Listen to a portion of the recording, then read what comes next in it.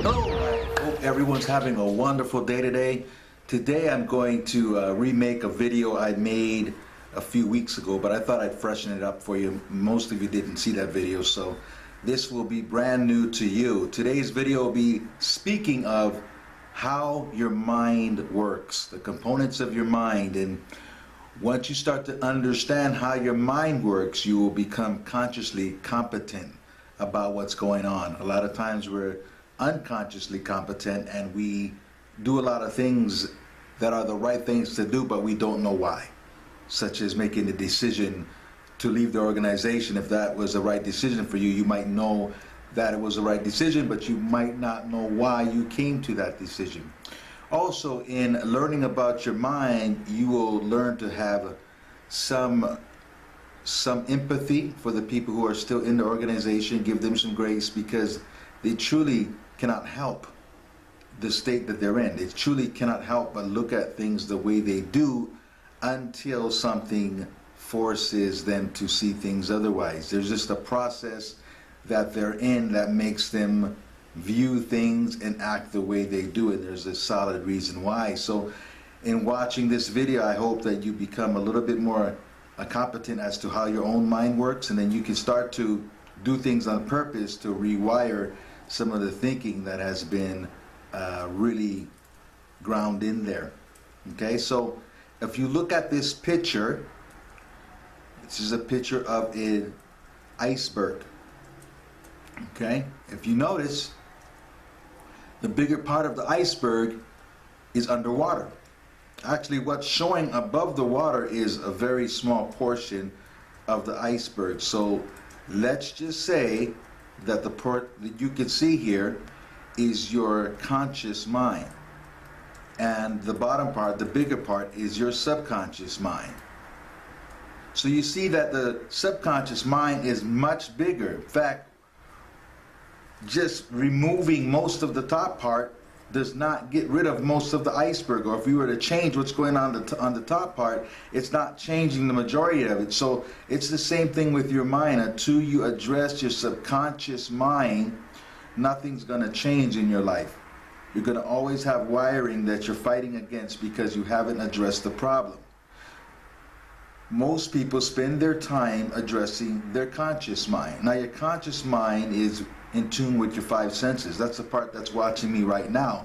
Now, the normal process is for your subconscious to take information, right? It delivers it through a filter to your subconscious mind, and your subconscious mind pulls open a file, and it compares the information, the new information, to the closest thing that it knows that matches that information, the closest thing that they can match to that information. Pulls open a file and it compares it. So it makes an association with information, it makes an evaluation of that information, and then it makes a decision on that information, right? Because you're comparing it to something, you're really pondering it, you're working it through a filter system to see if you accept it or not. Now, here's the thing, if you have a lot of bad information in your files, then you're gonna get a bad reading on it, a bad comparison to it. I'll give you an example. If there was somebody in your life you ever had a problem with, maybe there's somebody in your life named Gina that you didn't like, okay? Right off the bat, you didn't like her. You don't know why you didn't like her. She was always nice to you.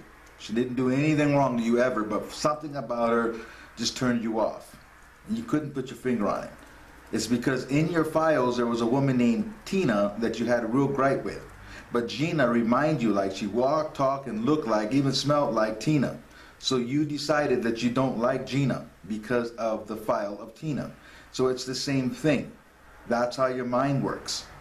Now, what happened with a lot of people in the organization as you were Jehovah's Witnesses, you went to a place that didn't have to go through that process. Anything that came from the organization did not go through that process. It had a direct pass to your subconscious mind.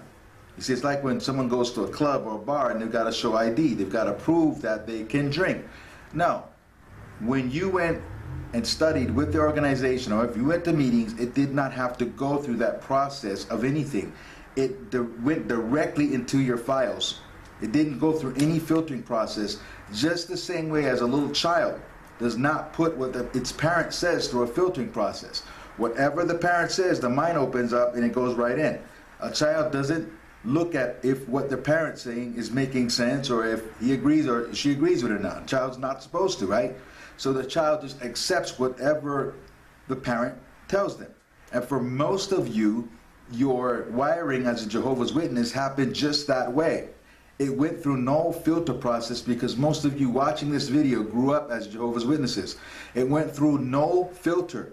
You just accepted it as truth, just like anything else your mother and father told you. You accepted it as truth without putting it through any kind of filter process. Now, for the rest of your life, it never went through that process. So there was no critical thinking. Information went directly in your subconscious mind. Now, whenever things are allowed into your subconscious doesn't have the ability to know right from wrong, good from bad, or anything. It just accepts whatever you give it. That's why people who grow up in a bad environment accept bad things, because the subconscious doesn't know the difference if it's accepted. So what's happening now is suddenly, for whatever reason, you're putting the information through a filter system and it's not matching up. For some of you, it could have been the revelation of certain things. For some of you, it might have been things with the Royal Commission or child abuse. For other people, it's just something that didn't sit right with you for whatever reason, and it went through that filter process, and the file it pulled up, it did not make sense. The file it pulled up, it did not jive for you, and you started questioning it. So if you really want to move forward, we really need to change those files out. We need to rewire and put the information in there as to where we want to go. You've got a lot of information, and a lot of the files that are in those cabinets come directly from the Jehovah's Witnesses. So when you leave, you have a hard time really sinking in with the rest of the world, because your files all come from the Jehovah's Witnesses, or most of them do.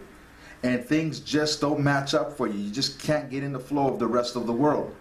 So we need to begin to rewire our subconscious mind. And you do that with repetitions. You do that with the use of affirmations and things like that. We will talk about later in some other videos. But you must begin to rewire your subconscious. Okay? Because that's the way it works. It goes from a filter from your conscious to your subconscious mind. Now, I mentioned earlier that your friends and family who are still in the organization have a hard time thinking for themselves, because they're not really thinking. They're just reacting off of their subconscious mind. They're very programmed. That's why at most times when you talk to a Jehovah's Witness, you already know what they're going to say before they open their mouth. You already know, okay? Because they're working off of a program. They're not really thinking. They're working off of that particular program. And your mind has a job. There's one more component I did not mention, and that's your creative subconscious. And the creative subconscious has a job to make your subconscious correct about whatever it believes. Your mind does not like change. It hates change. It wants the familiar. So what happens in time is that your creative subconscious mind will protect its belief. You will protect your belief. And that's when you get in these conversations with people and they shut down on you or they get mad at you, it's protecting its comfort zone. It's protecting its belief. And for some of you who are trying to move on, that's what's happening too. Even though you want to move on, your creative subconscious is wanting your subconscious to be correct about what it already believes. So it's really hard to make change. It's got a fight or flight kind of response. It wants to reject what's new.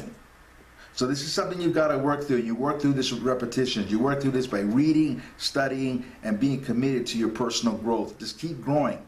Keep applying knowledge that you are accepting as your new truth today. So I hope this video makes some sense to you. This is what's going on in your mind, okay? And as long as you have bad files, you're going to get the results that you don't want in your life. So I hope this video made some sense to you. Take care, and I'll see you in the next video.